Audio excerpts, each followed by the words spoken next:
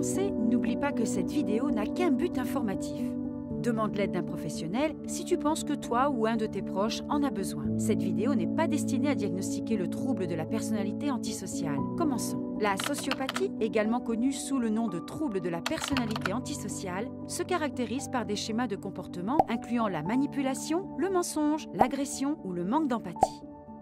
Les sociopathes ont tendance à adopter des comportements à risque et à violer les lois que nous partageons en société. Ces personnes ont tendance à avoir des principes moraux diffus, de sorte qu'elles sont souvent perçues comme non éthiques, immorales ou irresponsables.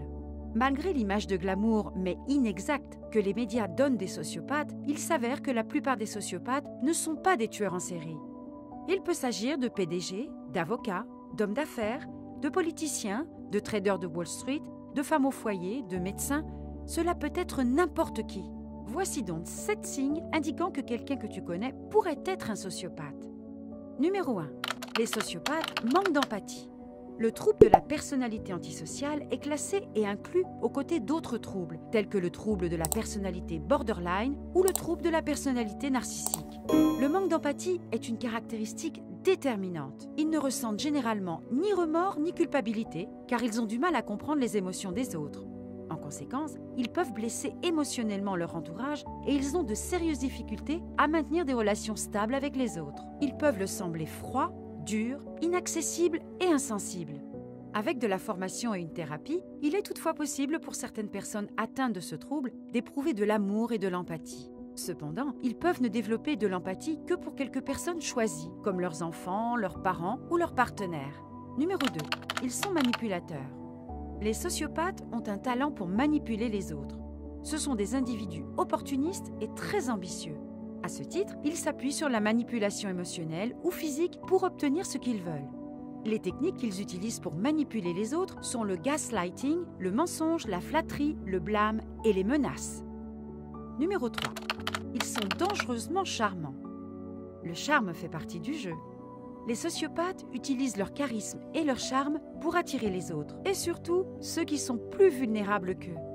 Ils font semblant d'inquiétude ou de gentillesse pour que les gens les croient et établissent un sentiment de confiance. De cette façon, il leur sera plus facile de les manipuler. Numéro 4.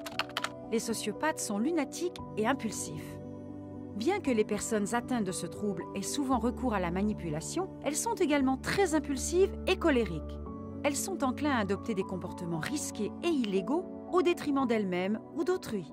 Différents facteurs influencent le développement de ces traits de personnalité, mais le fait de côtoyer des personnes qui encouragent et tolèrent la violence augmente la probabilité qu'une personne atteinte d'un trouble de la personnalité antisociale soit violente.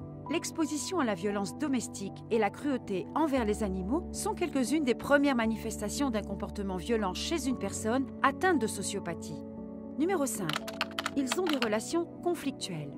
Si un sociopathe réussit à établir une relation, il est probable qu'il soit très possessif envers l'autre personne, surtout s'il s'agit d'une relation romantique. Les sociopathes considèrent les gens comme un moyen d'atteindre un objectif, que ce soit pour obtenir des informations, pour leur propre satisfaction émotionnelle ou pour l'argent. Ils utilisent les gens pour obtenir quelque chose et se sentent menacés lorsque quelqu'un essaie de s'affirmer ou d'interférer avec leurs plans. Numéro 6. Ils sont narcissiques. Ce trouble de la personnalité antisociale peut coexister avec d'autres troubles de la personnalité, notamment le narcissisme. Il est important de noter que tous les narcissiques ne sont pas des sociopathes, mais que la plupart des sociopathes peuvent être des narcissiques. En effet, les sociopathes développent un complexe de supériorité et l'utilisent pour justifier la façon dont ils traitent les autres. De plus, comme les sociopathes n'éprouvent aucun remords, ils ne s'excusent généralement pas. Et numéro 7, ils trouvent du plaisir dans la souffrance des autres. Bien que les personnes souffrant d'un trouble de la personnalité antisociale ne fassent généralement pas preuve d'empathie, il existe de rares exceptions. Par exemple, les antisociaux sadiques sont capables d'une certaine empathie, ce qui leur permet d'éprouver la souffrance de leurs victimes et donc d'en tirer un plaisir personnel. L'un de ces signes décrit-il quelqu'un que tu connais? Dis-le nous dans les commentaires ci-dessous. Si cette vidéo t'a aidé et que tu penses qu'elle pourrait aider quelqu'un d'autre, partage-la. N'oublie pas de t'abonner à la chaîne et de liker pour que nous puissions mettre en ligne de nouveaux contenus. Et comme toujours, merci de nous avoir regardés.